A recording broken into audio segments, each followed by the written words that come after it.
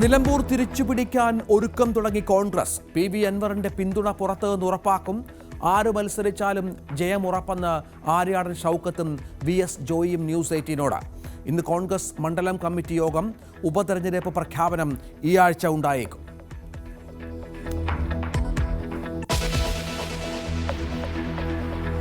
വഖഫ് നിയമത്തിനെതിരെ മുസ്ലിം league supreme കോടതിയിൽ ഹർജി നൽകും. കോടതിയെ സമീപിക്കുന്നത് PK കുഞ്ഞാലിക്കുട്ടി. നിയമം മൗലികാവകാശങ്ങളെ ഹനിക്കുമെന്ന് ഹർജിയിൽ ലീഗ്. മുനമ്പം നിവാസികളുടെ ഹർജിയിൽ വഖഫ് ട്രിബ്യൂണൽ വിധിയും ഇന്നുണ്ടാകും.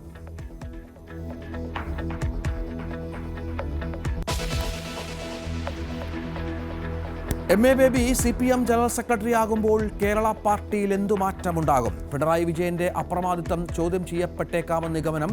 ഇടതുപക്ഷത്തിന് പ്രസക്തി നഷ്ടപ്പെട്ടെന്ന പ്രചാരണത്തിൽ അടിസ്ഥാനമില്ലെന്ന് ബേബി.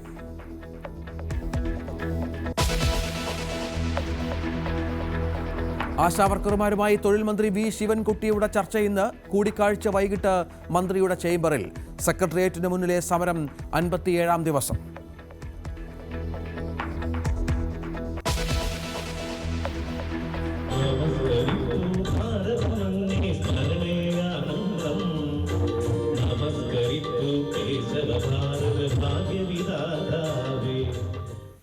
കൊല്ലത്ത് ക്ഷേത്രോത്സവത്തിനിടെ RSS ഗണഗീതം പാടിയതിൽ അന്വേഷണം.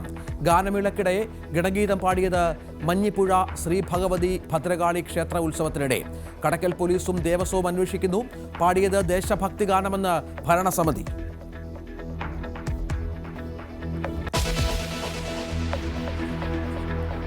പ്രസവ ശുശ്രൂഷ ലഭിക്കാതെ മതപ്രഭാഷകന്റെ ഭാര്യ മരിച്ചതിൽ നടപടിയുണ്ടാകും.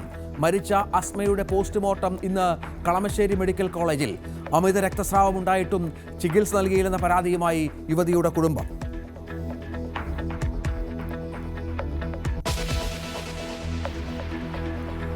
തൊടുപുഴ ബിജു ജോസഫ് കൊലപാതകത്തിൽ നിർണായക കോൾ റെക്കോർഡ് പുറത്ത്.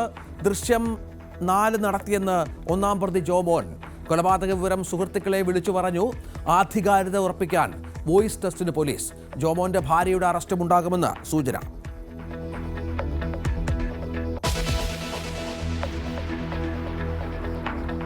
ഇന്ന് റിസർവ് ബാങ്കിന്റെ പണനയ അവലോകന യോഗം. വീണ്ടും റിപ്പോ നിരക്ക് കുറച്ചേക്കുമെന്ന് സൂചന. പ്രതീക്ഷയ്ക്ക് വക നൽകി പണപ്പെരുപ്പ നിരക്കിൽ കുറവ്.